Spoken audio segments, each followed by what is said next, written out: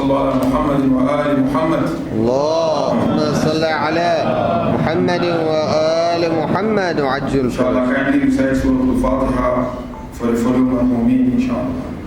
The Mahmoumeen of the Sheikh family, the Mahmoumeen of Laka family, and kullu Mahmoumeen Al-Fatiha. Bismillahirrahmanirrahim. Alhamdulillah Rabbil Alamin. Ar-Rahmanir-Rahim. صراط الذين أنعمت عليهم غير المغضوب عليهم. أعوذ بالله السميع العليم من الشيطان اللعين الرجيم. بسم الله الرحمن الرحيم. الحمد لله رب العالمين الذي علا في توحده ودنا في تفرده وجل في سلطانه وعظم في أركانه، ثم الصلاة والسلام على أشرف الأنبياء والمرسلين حبيب إله العالمين أبي القاسم المصطفى محمد. اللهم صل على محمد وآل محمد. طب القلوب ودوائها ونور أبصارها، وعلى أهل بيته الذين أذهب الله عنهم الرجس وطهرهم تطهيرا. اللهم صل على محمد وآل محمد. قال الله تبارك وتعالى في محكم تنزيله: بسم الله الرحمن الرحيم. إن الله يأمر بالعدل والإحسان وإيتاء ذي القربى وينهى عن الفحشاء والمنكر والبغي يعظكم لعلكم تذكرون. آمنا بالله. صدق الله العلي العظيم. صلوات اللهم صل على محمد وآل محمد. Once again, we thank Almighty Allah subhanahu wa ta'ala for granting us with another wonderful opportunity, wonderful moment to continue to inquire the understanding of our religion. And as you all know, tonight the majlis is dedicated to the family of Sheikh and the family of Laka, and of course Kulli Marhumin, as we recited Fatiha earlier on. But you know, we are still celebrating the birth anniversary of Mawlai Kainat Amir al-Mu'mineen Ali ibn Abi Talib.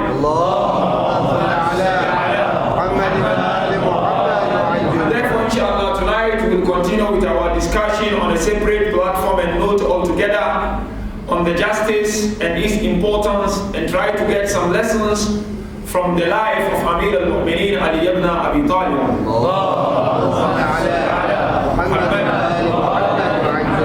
You know, without a shadow of doubt, when you go to glorious Quran, there are a lot of verses of Quran where Almighty Allah emphasizes on the importance of fairness and justice, where Allah Tabaraka wa Ta'ala ordained and recommended or commanded us, whatever we do, we should do it with justice. One should try not to be unjust in his dealing with people, whether they are Muslims or they are not Muslims. Therefore, the verse in question is chapter Nahl, chapter 16, verse 90. Allah Tabaraka wa Ta'ala said, Inna Allah ya'muru bil-'adli wal-ihsan. Allah subhanahu wa ta'ala command us to do justice, or command for justice, wal-ihsan, and kindness, wa ita'i dhil qurba wa yanha 'anil fahsha'i wal munkar.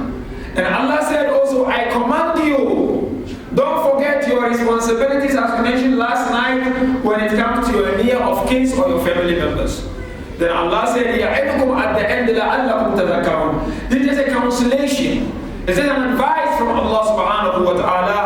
Maybe you may go back to your senses and remember to put it into perspective. You realize that Allah is just. And without a shadow of doubt, when you look at all the beautiful names and attributes of Allah, one of them is Adil. Allah is just. Even you read this dua, Jawshan al-Kabir, in the holy month of Ramadan, Ayyam al-Qadr, there is a verse where we say Allah is Adil and it's just. The same thing, you go to the dua or munajat of Mawlai Kainat, there is a place where it says, I am the Zalim and Allah is the Adil. And is there anyone who will bless the Zalim except the Adil? So therefore, the question of justice is very, very important in Islam. And Quran highlights on it. Therefore, we're going to look at the verification of that justice in the life of Imam Amir al-Mu'mineen. Because as lovers and the followers of Amir al-Mu'mineen, we should allow the etiquette or the values or the principles that Imam Amir al-Mu'mineen upheld to manifest in our lives. Once we allow it to manifest in our lives, then we Allah, out of His justice, He sent us prophets. Or else Allah would say, I created the world, everything should happen without anyone. But Allah, because of the love He asked for us and because of His love for justice, He sent someone to you. So that on the day of Qiyamah, you will not come and say, I did not see you, Allah, I didn't know anything about it. Therefore, Allah in Quran said, وَمَا كُنَّا مُعَذِّبِينَ حَتَّى نَبْعَثَ رَسُولًا. We will never and ever attempt to punish anyone until and unless we send prophet to them. So sending of the prophet is one of the verification of the justice of Allah subhanahu wa ta'ala. Then when Allah sent these prophets, He ordained them and ordered them, you prophets, you must be just in your dealing. Some verse Allah will tell you, إِنَّ اللَّهَ يَأْمُرُكُمْ أَن تُؤَدُّوا الْأَمَانَاتِ إِلَى أَهْلِهَا فَإِذَا أَقَمْتُمْ أَن تَعْدِلُوا بَيْنَ النِّسَاءِ أو بَيْن النَّاسِ إِنَّ اللَّهَ نِعِمَّا يَعِظُكُم بِهِ إِنَّ اللَّهَ وَاسِعٌ عَلِيمٌ. Allah said, oh people, I urge you to be just. And how do you do the justice Allah mentioned in Quran? Give things where it's supposed to be and make sure each and every person receive what he's supposed to receive in accordance to the teachings of Allah and Rasulullah. Now Prophet ﷺ, as we all know, is the main teacher of Imam Amir al-Mu'mineen Ali ibn Abi Talib. He also taught Imam Amir justice, and he asked Imam Amir al-Mu'mineen to deal with people with justice. That is why you realize one of the teachings of Imam Amir is a very common teaching, where Imam Amir al-Mu'mineen said, Allamani Rasulullah al-Fababi. Yamfatibuli min kulli babin al-Fababi. Rasulullah taught me 1,000 doors of knowledge. Each one is opening another 1,000 doors of knowledge. One of these principles or the branch of that knowledge is the knowledge of justice. Whereby Rasulullah emphasized to Amir al-Mu'mineen, when you want to deal with people, deal with them with fairness and justice. No discrimination, no fear of any intimidation. Deal with people with justice. And Prophet ﷺ, in ensuring that, he made sure he applied justice in his lifetime. For Imam Amir to see that he's not just talking with words of mouth, but he is implementing what he's teaching Amir al-Mu'mineen. And we all know, Prophet established so many justice in his life.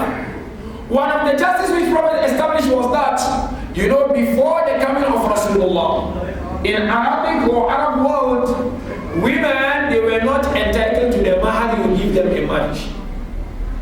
That mahar was not for women. The husband family would bring the mahar, and someone else will take it in the family. Like today we have certain culture in Africa, where they say when you bring the mahar, not for the woman, it is for someone. Rasulullah was the first one to say this mahar belongs to woman. And she has to take that mahar. That is justice. The second justice which Prophet ﷺ established is that woman was not entitled to inherit before the coming of our beloved Prophet ﷺ. Therefore, those people today who attack Islam, they look at what is before Islam. They don't look at what comes with Islam and after Islam. Before the coming of Prophet ﷺ, women were not entitled to inherit their husband or to inherit anyone. Rasulullah came, and Allah explicitly clear in Quran mentioned that woman is entitled to inherit. So therefore, Mawlai Kainat, he was always with Rasulullah. He learned this justice from Rasulullah sallallahu alayhi wa alihi wa sallam.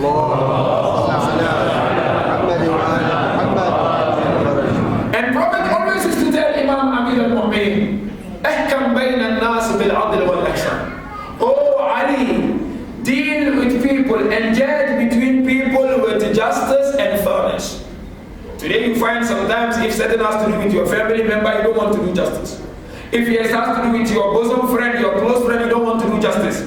When Islam is far away from that, justice is the teachings of Ahlul Bayt. Now let us take one after the other few examples from the life of Imam Amir al-Mu'mineen on the importance and the significance of justice. Because Islam taught us, if you have to tell the truth, don't be scared of. If you are scared of telling the truth, it's tantamount to approving the lies.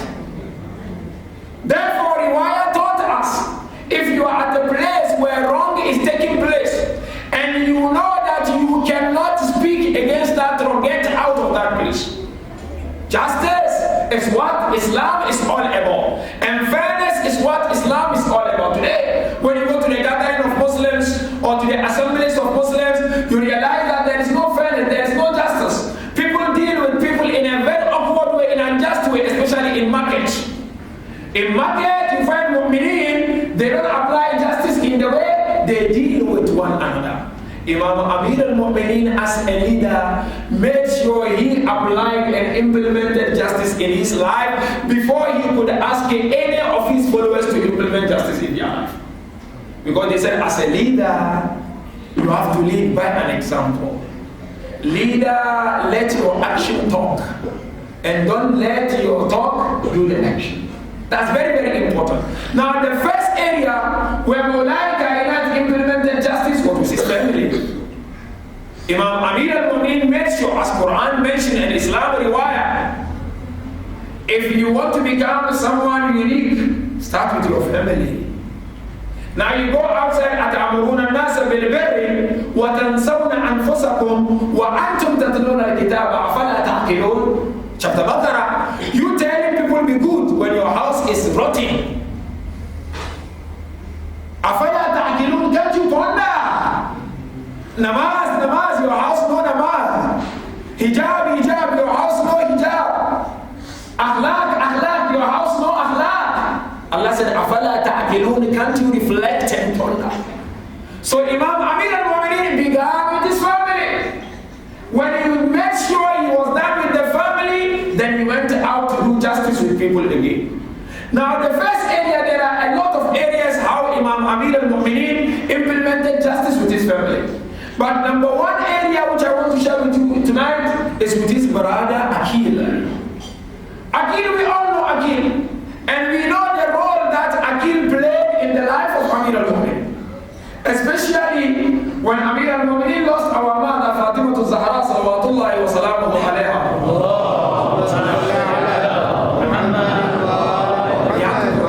Akil, because Akil was known to be genealogist. For Akil to identify and introduce him to a brave family that Mawlai Kainat would marry from. So now when Imam Amir al-Mu'mineen became the Khalifa of Islamic State, Imam moved the whole capital from Medina to Kufa. And Kufa was his headquarters.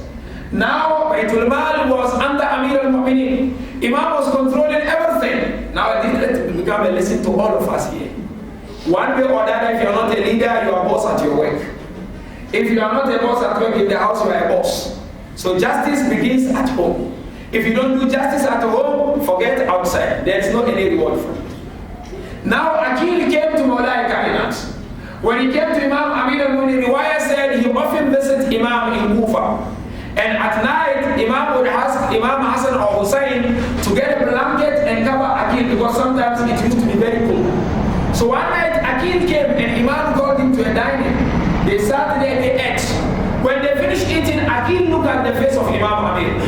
And he said to Imam Amir al-Mu'mineen, why are we eating dry food? This food is too dry. Then Imam said to Akil, this is what I can afford. There's nothing, I cannot afford more than this. Then Akil said to him, but Baitul Mal is under you. You control everything. Why can't you eat something nice? Imam said, no, Baitul Mal belongs to the Muslim nation. It doesn't belong to me. It's not for me. Yalla. Then Akil said to Imam, I'm here to request something from you. Then Imam said, go ahead. Said, you know, I'm owing someone 1,000 dinar. I'm here for you to give it to me from Baitul Mal so that I can go and pay. I am your family member. I am close to you. Why can't you give me? Then Imam Amir al-Mu'mineen said to Akil, can we go out of this house? They went out at that night. They went to the market of Kufa. They saw a lot of boxes arranged in that market of Kufa. Imam Amir said to Akil, let's go and open all these boxes and take what is inside, then we go home, at least we'll be happy. So Akil asked Imam Amir al-Mu'mineen, these boxes belong to who? He said, well, these belong to the poor people of Kufa. Early morning they will go out and do trading, and at night they will close. Then Akil said, but we cannot do that, this is zulum. Imam said, this is zulum, but to eat the Baitul Mal is not zulum. Amir al-Mu'mineen, I would say, but this is my brother, yalla. This is my close friend. I signed the check. Yeah, no problem. Go. I will account for it. This is my close one. Imam said no. And then Aqil still insisted. He was not okay. Then Imam Amir said, okay, no problem. There's a small town not far from Kufa by the name of Hira. I want us to go there. Let's go and visit that town. They went with Imam Amir al-Mu'minin. When they went, Imam told him, get your sword, I will get my sword. Aqil didn't know what was going on. So they all took the sword, they went. As they were entering the city, Imam Ali said, you see this man coming, he's a trader. Let's go and make sure we attack him and take what is from him. And then we go. Aqil said, no, this is zulm, it's not okay. Then Imam said, if it is zulm for one person, what of the zulm of the whole nation of Ummah al-Islam? Yeah. So they came back home. And Aqil said, I'm very sorry, my brother. But now Aqil once then invited Imam to his house. He prepared a very nice food. Imam came, Imam sat there, they ate the food. After eating the food, Imam asked him, where did you get money for this food? He said, no, I've been saving this money until today. Then Imam Amir al-Mu'minin told him, if you can eat such food, why are you coming to ask me for money? You don't have to ask me any money because I cannot afford to give you any money. Then Imam asked him, can you bring me a hot pan? Then he asked, what are you going to do with it? He said, I want to place my hand on that hot pan. He said, no, you will burn. Then Imam said, if I had given you that 1,000, this is how I'm going to burn on the day of Qiyamah. Justice. Whether it's close to you, justice is justice, truth is truth. You cannot hide truth. Fairness is fairness.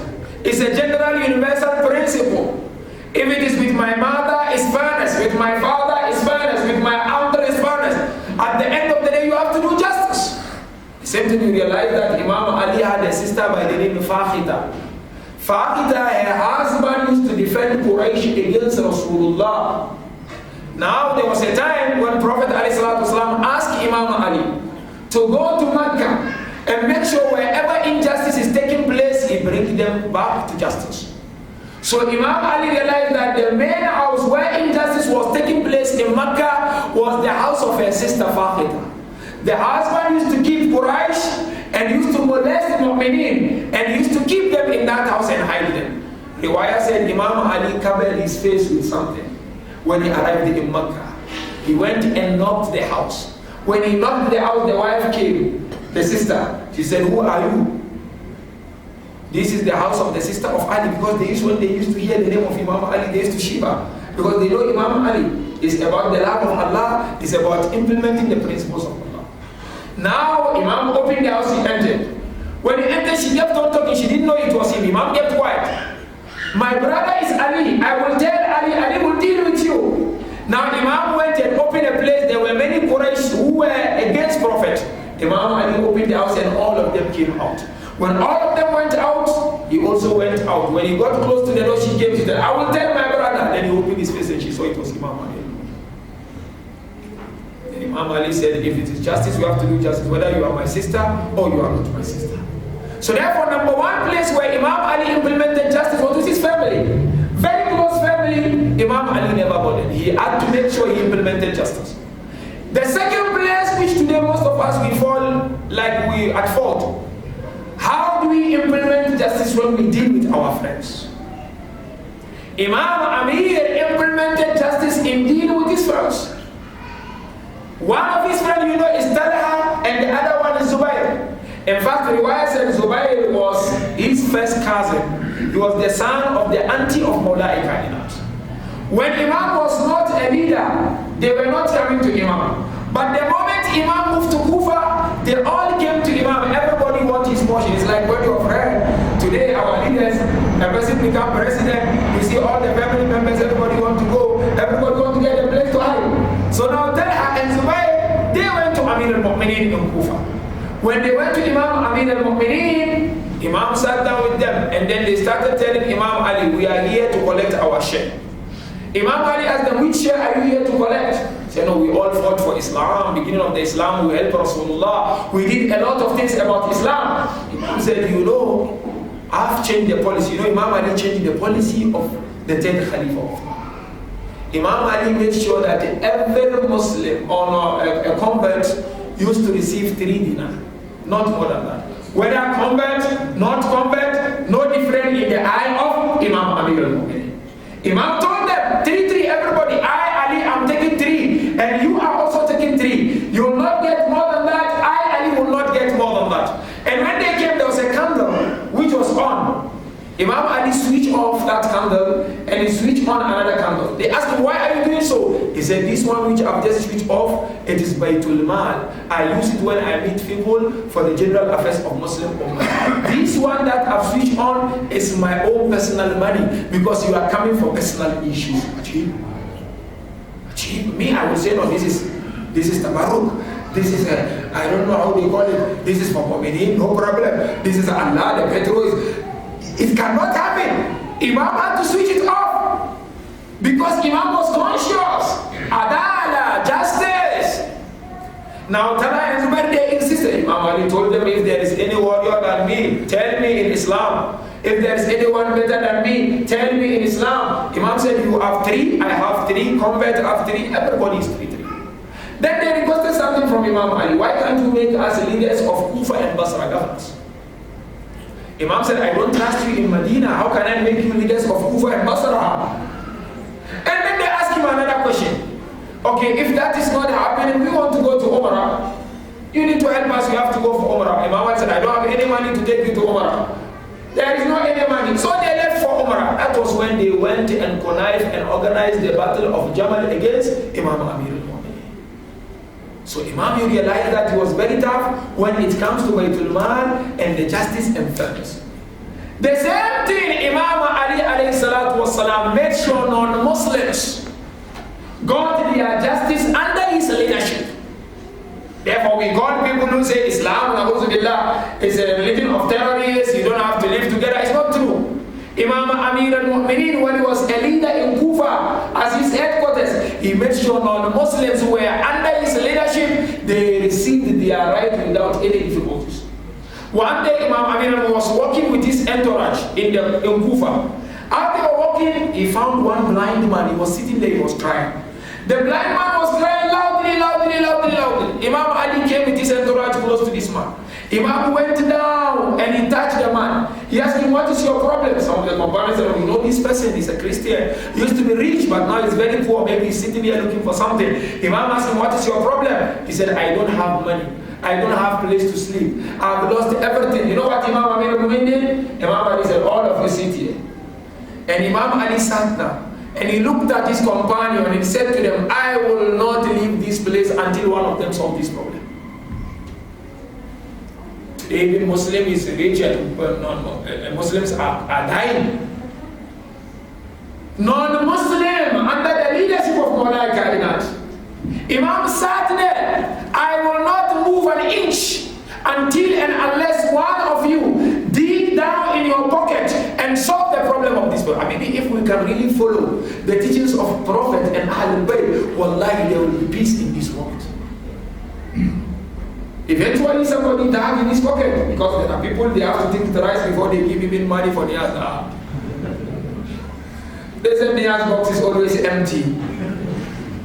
There are people, they have to think thrice 5 times before they give for the barakah of Ahlul Bayt. Now Imam Amir said, this is a Christian, I am a leader. He's got right over me. I have to make sure he receives his right. Another example is that, you know, when Imam Ali was the leader in Kufa, some of his governors were not all that okay. Some of them, but he had to rebuke them several times for them to be okay. Now, one of his governors made a mistake. And he did some injustice against someone. So that person took him to court. And you know, when a system is taken to court, the leader must go to court. Not a flock. Flock, they will cause big problems, but the leader must go there and answer. Imam Ali went to court and the judge sat over the case. When the judge sat, he started addressing Imam Ali. He said, Ya Abul Hassan. Oh, the father. You know, when in Arab you call a person by his son's name, dignity is respect. Imam Ali said, stop. The way you call him by his name, call me by my name. Call me Ali, the son of Abu Talib. Justice. In a very minute thing, Imam wanted to make sure there is justice. If it was me, I said, no, I'm undermined here. He didn't give me my right. He didn't know my position. He He didn't even recognize me. Now Imam Amir al-Mu'minin, the judge, started giving the verdict. Then he asked Imam Amir al-Mu'minin, do you have a witness? Imam said there is no witness, which is true because this guy was at fault. Imam said there is no witness. Then the judge said, then the right is with this man. And that person is a Christian. That person is a Christian. When he came out, he got so excited. He went down, he kissed the feet of Imam Amir al-Mu'minin, and he said, from today onwards, I'm one of your lovers and followers. Then he kept on saying, I've seen something strange and astonishing today. That the whole Khalifa of Muslim nation, I went to court and stood against him, and I got victory. And that made him Muslim and a believer. Justice of Imam. Last but not least, Imam made sure he did justice when it comes to the weak and the weakest people in the community. Every community you have weak people. Every community you have sick people. Every community you have poor people. In each and every society we have them. Imam Amir al-Mu'minin never forgot the weakest link of his community. Today sometimes we forget our weakest link. We only deal with people who are A-level, A-class. Imam Amir al-Mu'minin never forgot women, never forgot black people, never forgot the poor in the community. One person came to him, Imam Ali, he was told he stole money, a black person. So that person came to Imam, he said, I'm here for you to cut my fingers, my hands. Imam said, we don't cut like that. 90 conditions has to be fulfilled before we cut. How? Why did you steal? Were you hungry? Were you in need? Were you pushed? What was the problem? Imam kept on outlining all those conditions. Then eventually realized that it was true. This person stole when he was not in need of money. So Imam Ali cut, we cut just small. We don't cut like the way they said we should cut. Because if you cut how we make sajida, then salat is finished, kusha. Now Imam Ali cut. So this person went noise in Kufa. Hey, look at Ali, what Ali did. Look at what Ali did. Look at what Ali did. Every corner, single corner. Yani people were talking against Imam Amir. Now this person came back to Imam Amir and he said, this is what people are talking about. Then Imam Ali asked him, what are you thinking about yourself? He said, no, me, I'm happy because no one touched my hand except you. Then Imam Ali made dua and the finger came back to his hand. And then he went down and said, this is the justice of Ali.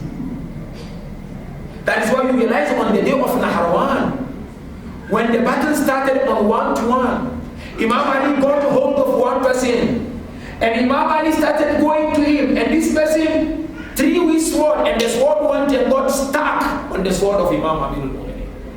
When it got stuck, the person could not do anything without the weapon he had. He went close to Imam and Imam stopped. He thought Imam was going to attack him. Imam stopped.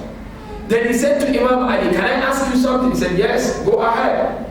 Then he said to Imam, can I get my sword back? Imam just did like this and remove your sword. He removed his sword. And then he said to Imam, I will kill you. Imam said, yeah, I am, kill me. As Imam was standing, kill me, then he started crying. He said, I've never seen a leader who is just than you, Ali.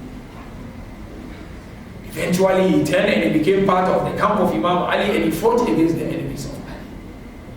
So therefore, brothers, justice is very broad. And we need to try as much as we can to implement justice and fairness in dealing with people. There could be Muslims, there could be non-Muslims, there could be weak people, there could be less advantaged people. We have to make sure we implement justice. Rasulullah said, what will make people enter Jahannam upside down is zulm. And he said, "Ittaqu da'watal mazlum." Be careful and be scared of the dua of mazlum. Because Prophet said there is no obstacle between the dua of mazlum and the acceptance of Allah. Some scholars said if you do injustice to somebody and the person said, this is musibah and la'na. Injustice is what Ahlul Bayt stood for. Therefore, you find in our school of thought, when you go to our Usuluddin, you find one of them is the justice of Almighty Allah subhanahu wa ta'ala. Allah is just, Rasulullah was just, and Ahlul Bayt are just. So we ask Allah Tabarak wa ta'ala to help us to implement these teachings, inshaAllah. Ask Allah Tabarak wa ta'ala to increase the love of Imam Amir al-Mu'mineen in our heart, inshaAllah. The family of Sheikh and the family of Laka and the Mu'min of each and every one of us. May Allah subhanahu wa ta'ala grant them Jannat al-Firdaus, inshaAllah. Wa akhir da'wana alhamdulillahi rabbil alameen. Wa sallallahu ala Muhammadin wa alihi wa sahbihi.